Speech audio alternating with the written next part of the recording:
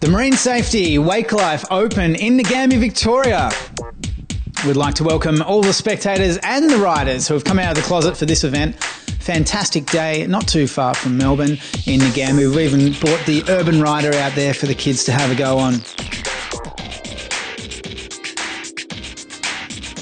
The Wakeboard Victoria supplying the ute as the pickup boat, and the massive Tig is going to be setting the wake for the riders. And open men's heats, who are going to get to crack behind the Tig straight away. And the first rider off the dock is going to be Matt Galvin.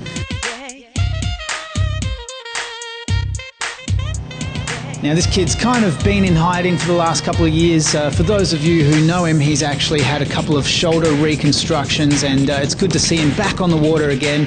He's out there riding with a vengeance, and there's no tape on his shoulders, so looks like everything is going to be fine, and let's hope he can get it through into the finals in today's heats.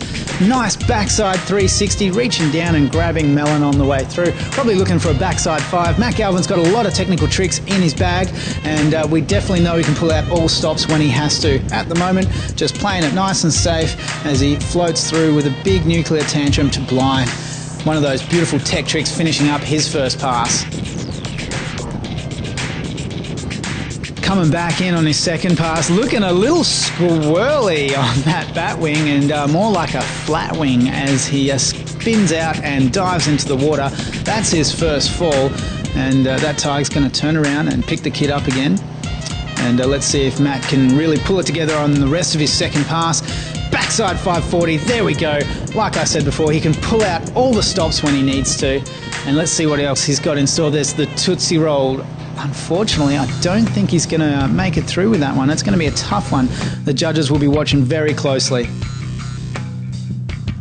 Well, Sam Aiken is in his heat as well. Scotty Broom looking on intently as the chief judge. Scotty's unfortunately out with a little bit of a knee problem. He's had a really tough time on the water this season, and unfortunately it's his second season in the boat and not on the water. Still, he's making the most of it, and he's judging Sam Aiken, who is attacking the Tig wake with a vengeance, and unfortunately taking a dive on the backside 360, taking a little bit off axis, completely missing the handle, skipping his board out and stomping right on his eyelids.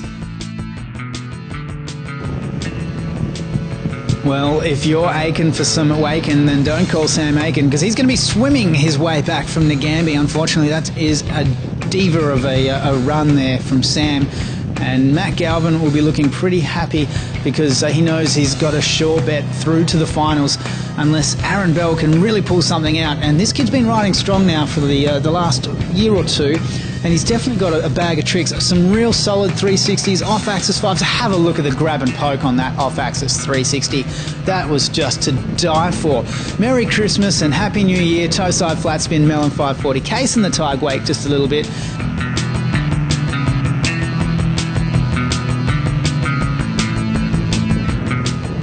Pass number 2, flat spin 540. It was actually a cab 5, coming in switch, spin to win, landing natural. Trick number 2, hope it's as good as his first. Here he goes. There's the Tootsie Roll and flat tire. That's fall number 2 for Aaron. Troy Mackey off the floating dock and into pass number 1. This kid's been riding strong, straight out of the US of A. Adjusting his shorts quicker than anyone's ever seen. If you guys caught the Ross River Rampage, then you'll know that Troy Mackey is not one to not affect his shorts. Let his shorts affect his riding. Did you see how quickly he adjusted them? Watch quickly now.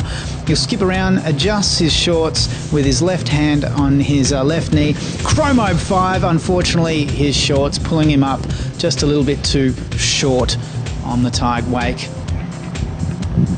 Pass number 2, a nice crail from Troy. Unfortunately, he's not too happy with it. Pulls his shorts down below his knees again, just in case anyone saw it. Didn't want his knees poking out too far, but he did want his hyperlight board extending out on that off-axis 3, which he'd done nicely with a melon grab. And there's the batwing. Once again, the shorts down, definitely below his knees. There's the whirly bird. And again, you can see his shorts falling and above his knees, which is really quite unfortunate. There's probably one of the most technical tricks you'll see on a wakeboard, the toe side, backside 180, just to finish up Troy's second pass.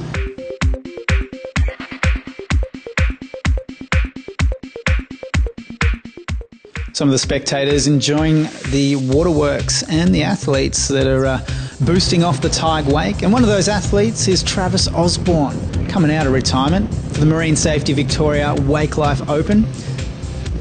Kicking his pass off with a big old back roll. Didn't quite get the grab on that one. So we're going to be watching very closely the judges. Scotty Broom is head judge in there, and he'll be keeping a close eye on exactly what Travis is doing now. Heel side for his third trick is another back roll. It's a repeat trick. Travis knows he's done a repeat trick, and he's going to have to really throw down for pass number 2. Let's see what he's got in store. Off the bat wing and into the flats. Travis wraps up for the wrapped KGB. I'm going to put money on this one. It's a pass that we've seen before in many competition, and there it is, the wrapped KGB, and gets that J-Star board right into the wake and lands in the trough perfectly. The off-axis 540 spin to win, skips around to his regular foot, and the hoochie glide finishing up Travis's second pass. But is it going to be enough to get him through to the finals?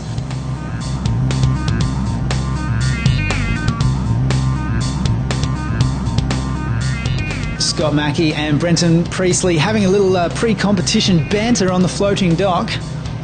In the meantime, Michael Stevens now on the water. First trick, pass number 1 is a big dead sailor right out into the flats, unfortunately popping the handle on that Melon 180, and he's utilised one of his falls. His lifeline is done. He cannot afford to use another. Big tantrum. Back it up with a scarecrow, which kind of looked more like a toe-side tantrum, didn't it? Looking a little uncomfortable out on the water, but I'm sure he's going to have to reach a lot deeper to try and make it through the finals. Let's see what he's got for pass number 2. Again, unstuck on that frontside Melon 180.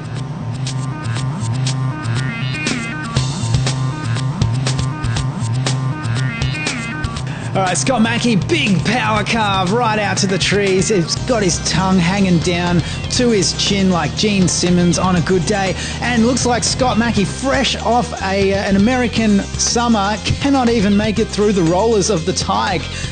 Tige 1, Scott Mackey none. Well, starting again, here he goes on the off-axis 360, trying to make it like a turtle through the water, but unfortunately utilising one of his lifelines. Scott is really not having a good day. He spent all summer over in the States riding with all the pros, and it just doesn't seem to get it together. I think he's just having a little bit too much fun here, but who said wakeboarding was fun? You're not allowed to do that in a competition. The nice little melon off-axis 360, calling for the speed to be just a little bit slower.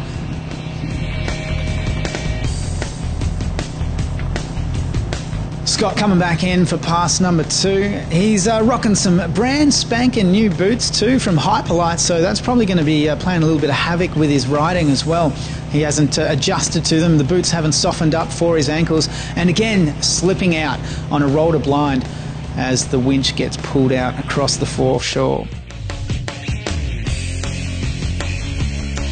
Brenton Priestley, another rider fresh off the plane from the States.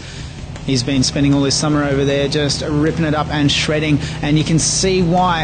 Have a look at that perfectly textbook executed nose glide. Here he goes now for his second trick, toe side, flat spin 5, just landing on top of the Tige Wake as it curled over just slightly, but he's got it all under control, and see how late that roll to blind was, just dropping into it. Didn't even really look where he's going, but still standing better than Elton John ever did.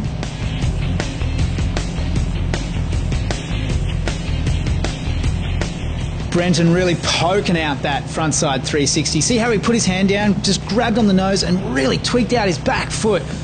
That's what the judges are going to be looking at, and it's tricks like that that will make him get through to the final. Here he goes now with pass number 2. Big cab mute 540 spin to win. That kid has got some steez, representing for Jet Pilot as well as J-Star. Brenton Priestley is really showing that he's coming of age, and of 19 years of age, the kid has got some skills to pay the bills. Oh, crushing through the Tige Wake.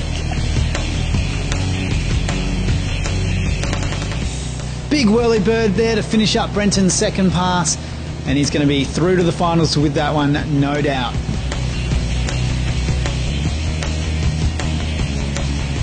The judges' scores are in, and let's see who is marine safely in for the final four.